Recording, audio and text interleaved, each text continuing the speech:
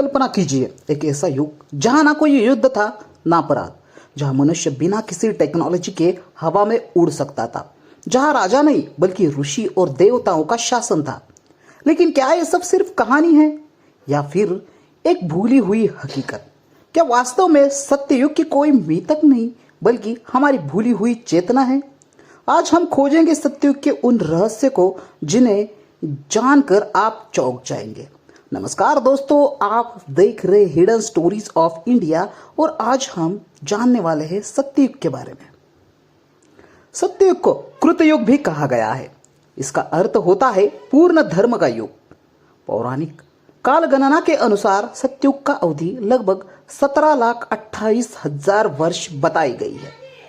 यह युग था जब पृथ्वी पर धर्म अपने पूर्णतम रूप में था, चारों पायों पर स्थित। ऋषियों के अनुसार यह युग मनु से आरंभ हुआ और इस युग में मानव दिव्य था, न मृत्यु, न भय, न रोग। इस युग को वैदिक सभ्यता की जड़ भी माना जाता है। सत्य युग में मनुष्य की औसत आयु लगभग 1,00,000 वर्ष बताई जाती है। कहा जाता है कि उस समय मानव का शरीर पंच तत्वों से इतना संतुलित था कि वह प्रकृति से सीधा ऊर्जा लेता था। भोजन की आवश्यकता न्यूनतम थी। केवल ध्यान और प्राणायाम से जीवन संभव था।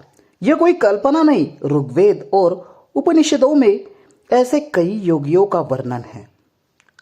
आधुनिक विज्ञान भी मानता है कि डीएनए की संरचना में इतनी क्षमता है कि दीर्घायु संभव है।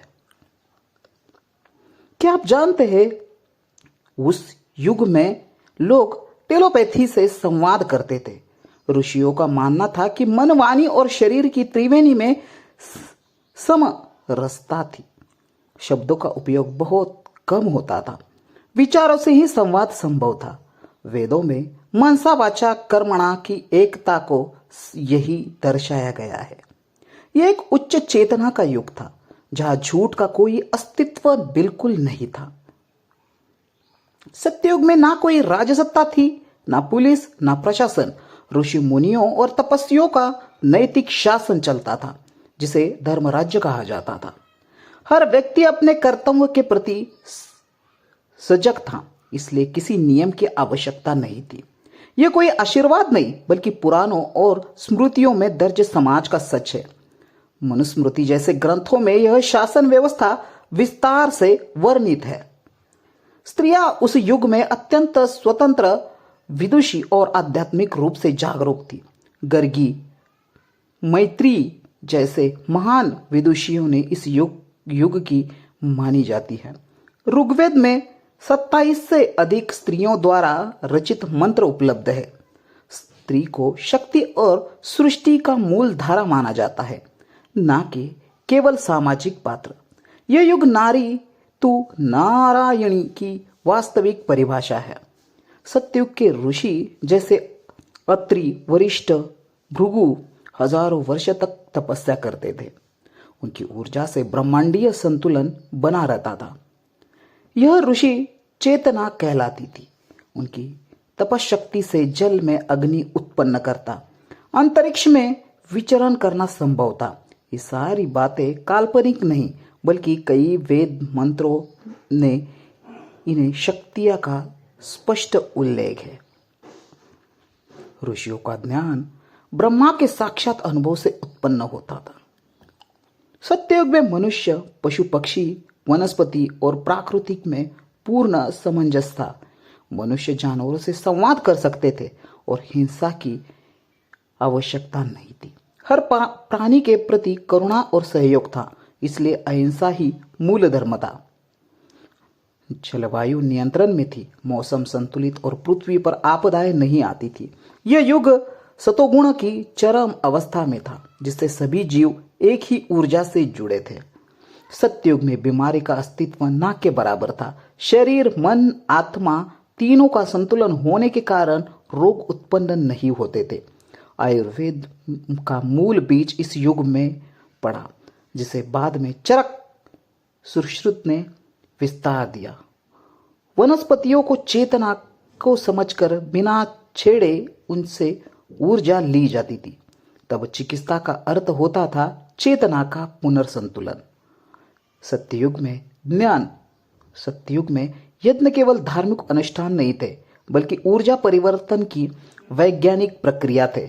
वेदों में वर्णित अग्निहोत्र और सोम यज्ञ से मौसम, वर्षा और वातावरण नियंत्रित होता था। इन यज्ञों के माध्यम से ऋषि विश्व संतुलन बनाए रखते थे। यहाँ तक कि कुछ यज्ञ मौसमी बीमारियों को रोका जाता था, जो अब भी शोध का विषय है। यज्ञों की ध्वनि, धूप, मंत्र सब वैज्ञानिक दृष्टि से प्रभावशाली सिद्ध हुए हैं। सत्ययुग में कर्म का सिद्धांत जीवन का आधार था। लोग जानकर जन्म लेते थे। हर आत्मा को अपने पुनर्जन्म की स्मृति होती थी, जिससे जीवन में भ्रम नहीं होता था। वेदों में लिखा था कि मृत्यु के बाद अग्नि के माध्यम से आत्मा का शुद्धिकरण होता था। उसके बाद आत्मा अपना अगला मार्ग चुनती थी, मोक्ष या पुनर्जन्म। इस ज्ञान के कारण मृत्यु का भय नहीं था, केवल आत्मविकास की यात्रा थी। कहा जाता है कि सत्ययुग में शाकद्वीप, जम्बूद्वीप ऋषियों के नगर जैसे स्थान धरती पर थे।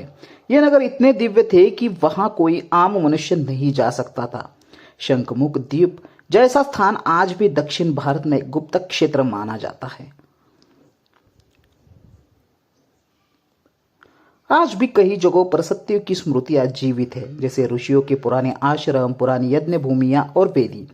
भारत के कुछ मंदिरों में बनावट इतनी प्राचीन है कि उन्हें सत्ययुग से जोड़ा जाता है, जैसे बद्रीनाथ, त्रिगुणी नारायण आदि। ऐसे संत भी है जो कहते हैं कि वो कुछ शुद्ध आत्माएं आज भी जन्म लेती है, जो सत्ययुग की चेतना के लिए आती है। शायद हम में से कोई भी उस युग का पुनर्जन्म हो सकता है, और शायद हम सब में एक अंश भी सत्ययुग के गुणों का ढूंढ रहा है। तो यह था सत्ययुग, सिर्फ एक कहानी नहीं, बल्कि हमारे अस्तित्व की सबसे गहरी परत।